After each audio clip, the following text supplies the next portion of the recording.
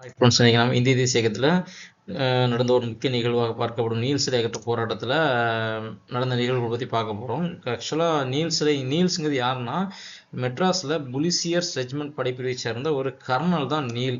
இவர் வந்து பார்த்தீங்கன்னா 1957 நடந்த சிப்பாய் கழகம் என்று சொல்லக்கூடிய முதல் இந்திய சுதந்திர போரில் பங்கேற்ற இந்திய மக்களை கொன்று குவிச்சார். அதனால இவரை அலகாபாத்தின் கசாப்புக்காரன்னு சொல்லுவாங்க. இவருடைய சிலை வந்து பார்த்தீங்கன்னா தமிழ்நாட்டில் மவுண்ட் ரோட்டில் வந்து பார்த்தீங்கன்னா நிறுவியிருந்தாங்க.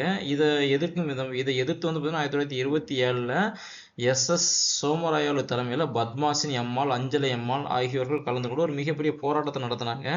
இந்த போராட்டத்தில் அப்போ ஆங்கிலேய அரசாங்கம் தான் சட்டம் ஒழுங்கெல்லாம் பார்த்துக்கிட்டு இருந்தாங்க, சரிங்களா.